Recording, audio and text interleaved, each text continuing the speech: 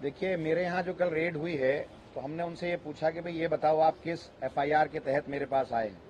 तो उन्होंने कहा कि साहब 2016 में एक एफआईआर की थी सीबीआई ने, हम उस मसले में आए हैं। तो जो सीबीआई ने एफआईआर की थी वो ऑलरेडी कोर्ट के अंदर चल रही है, चार्जशीट उसमें सबमिट हो गई है, मैं उसमें बेल पर हूँ। फिर बोले कि वो एसीबी वाली थी, तो मैंने कहा भाई वो भी कोर्ट चल रहा है, वो भी चार्जशीट सबमिट नहीं हो, लेकिन उस पर भी मैं बेल पर हूँ। आप जिस रिक्रूटमेंट की बात कर रहे हो उसमें तो कहीं करप्शन है ही नहीं। इरेगुलरिटीज हो सकती है, इलीगलिटी कहीं नहीं है। किसी एक आदमी का ये चार्ज नहीं है कि पैसे लिए गए या पैसे दिए गए या हमने निकाल कर दिया। और जो कोर्ट का जजमेंट है, पीछे जब मैं बेल पर पिछली जब मेरी बेल हुई थी एसीबी वाले केस में, तो उसमें सीधा सीधा जज साहब ने सारी चीजें खोलकर कही थी कि कहीं करप्शन नहीं हुआ, आप कहीं सबूत नहीं दे पाए, कहीं आप वक्फ बोर्ड को कहीं नुकसान नहीं हुआ, सरकार का पैसे का कहीं लॉस नहीं हुआ, तो फिर आप क्यों गिरफ्तार करके लाए हो। तो इसलिए, और इनके तमाम केसेस, जितने केसेस एफआईआर, जितने केसेस में इन पर मुकदमात थे, वो सारे केसेस खत्म हो गए। तो ऐसा भी कहीं से नहीं लगता कि ये मुस्तकिल कोर्ट के अंदर आते हैं, डेटों पे आते हैं, तो ऐसा भी नहीं लगता कि ये सबूतों के साथ छेड़छाड़ करेंगे। तो मैंने उनसे यही कहा कि भाई जिन मुकदमात में आप आए हो वहां तो कहीं पैसे का लेन देन है ही नहीं, पैसे का मसला है नहीं, तो फिर पीएमएलए कैसे बनता है। तो उन्होंने कोई मुझे एफआईआर नहीं दिखाई, सिर्फ ये कहा था कि हम तो सर्च करने आए हैं और 2016 का कोई केस है। तो 2016 का जो केस है वो नागपाल साहब के हैं, जो 17 तारीख को उसमें हियरिंग है, उसमें मैं पहले से जो हूँ बेल पर हूँ और वो चल रहा है। और वहाँ ये खुद नहीं जम पा रहे हैं, कुछ बता नहीं पा रहे हैं, वहाँ कुछ दिखा नहीं पा रहे हैं। तो कल मुझे 12 घंटा मेरे यहाँ रहे, एक तरफ हमको कर दिया, सारे मेरे कपड़े, सारी मेरी अलमारियाँ, मेरी वालदा जो है, मेरी माता बीमार थी, बहुत ज़्यादा बीमार थी, उनको सांस की तकलीफ है, तो 3-4 मरतबा निबुलाइजर उनको दिया गया, वहीं पर दिया गया। तो सारे लोग परेशान थे, मेरे बच्चे परेशान थे, लेकिन ये नहीं माने। 12 घंटे रहे, एक एक अलमारी, एक एक कपड़ा, सारे बक्से दिखाए। मैंने खुद दिखाया उनको अपना मकान कि आप ये देखो, मैं 100 गज के मकान में रहता हूँ। 100 गज का मकान है, जिसमें से अंदर का जो एरिया है, कवर्ड एरिया, वो 70-80 गज का है। मेरा 4 कमरे हैं, एक कमरे में कुछ लोग बैठ जाते हैं, एक में मेरी मदर रहती हैं, एक में मैं रहता हूं। और मैंने अपने बच्चों का कमरा दिखाया उनको, ईडी वालों को। उस कमरा 8 बाई 10 का कमरा है। मैंने उनसे कहा कि देखो ये, और इसके अंदर बंकर बेड है। मेरा बेटा 21 साल का है, मेरी बेटी 16 साल की है। तो आपको कहीं से लगता है कि हम करप्शन करने वाले लोग हैं? आम आदमी पार्टी के लोग काम करना चाहते हैं, आप लोग परेशान कर रहे हैं। तो वो खुद हैरत में थे। मैंने बेड दिखाया, बेड के अंदर कब्जे नहीं थे, बेड चू चू बोलता है। तो मैंने सारा दिखाया कि आपको लगता है कहीं से कि हम बेईमाना करने वाले हैं या हम करोड़ों कमाने वाले हैं। तो वो सारी चीजें थी, और वो कहते हैं हम क्या करें साहब, हम तो बस भेजा जाता है तो हम आ जाते हैं। तो इस तरह की बातें हैं। और 10-12 घंटे तक परेशान किया, बहुत परेशान किया, खाना तक हमने नहीं खाया। 12 घंटे तक सिर्फ वो मेरी एक एक चीज ढूंढते रहे। Thank you.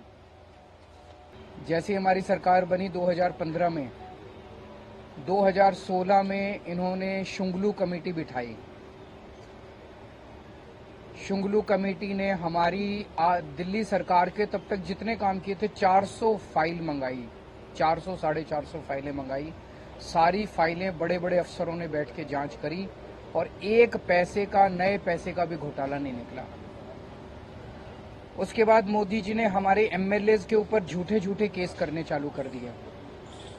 हमारे आम आदमी पार्टी के एमएलए पे अभी तक 170 से ज्यादा केस कर चुके हैं, 170 से ज्यादा, और उनमें 140 से ज्यादा केसेस में जजमेंट आ चुके हैं, जिसमें सारे जजमेंट मोदी जी के खिलाफ हैं।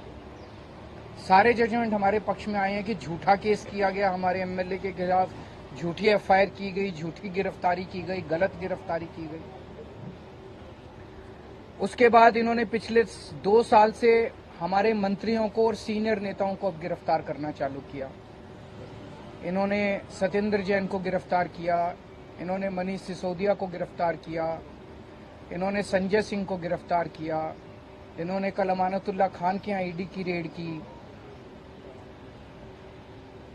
मामला चूंकि कोर्ट में है, मैं सब जुडिस है, मैं ज्यादा नहीं बोलूंगा, लेकिन अगर आपने मनीष सिसोदिया के केस में पिछले हफ्ते सुप्रीम कोर्ट में जो सुनवाई हुई, अगर आपने वो सुनवाई सुनी हो, तो जिस तरह से जज बार बार उनसे एक ही सवाल पूछ रहे थे कि कोई तो सबूत दो, कोई तो सबूत दो, इन लोगों के पास एक भी सबूत नहीं था मनीष सिसोदिया के खिलाफ।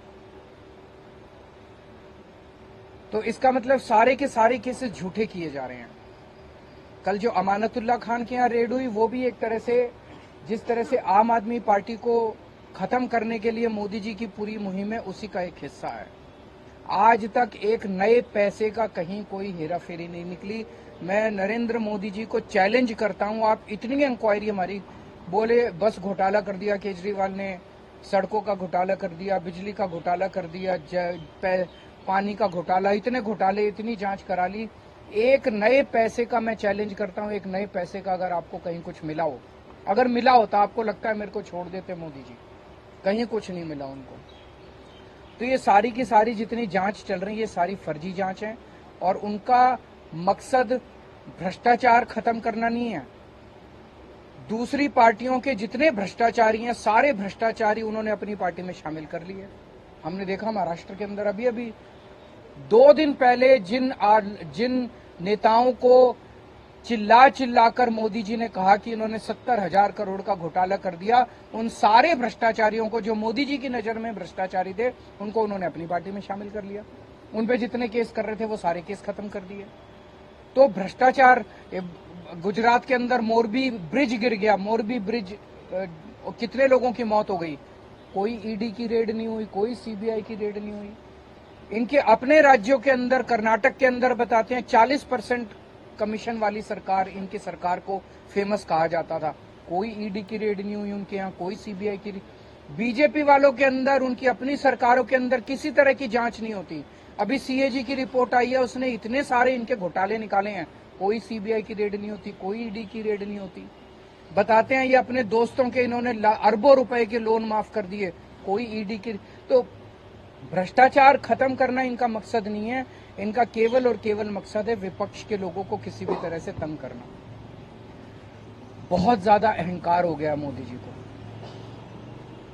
आप टीवी पे देखते हैं जिस तरह से वो चलते हैं, उनकी चाल में अहंकार नजर आता है, उनकी जुबान में अहंकार नजर आता है, उनकी बातचीत करने में अहंकार नजर आता है। जिस तरह से वो अब किसी इंसान को इंसान नहीं समझते।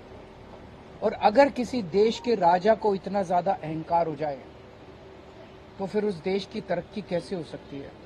वो तो अब छोटी छोटी चीजों पे, हर चीज पे वो बदला लेने पे उतारू होते हैं। अगर किसी देश का राजा छोटे छोटे आम लोगों से, हम लोगों की क्या औकात है, हमसे अगर बदला लेने पे, अमानतुल्लाह खान की क्या, अगर इनसे बदला लेने पे, छोटे छोटे आम लोगों से बदला लेने पे उतारू हो जाएं, फिर वो देश तरक्की नहीं कर सकता। आज देश का माहौल बहुत ज्यादा खराब हो चुका है।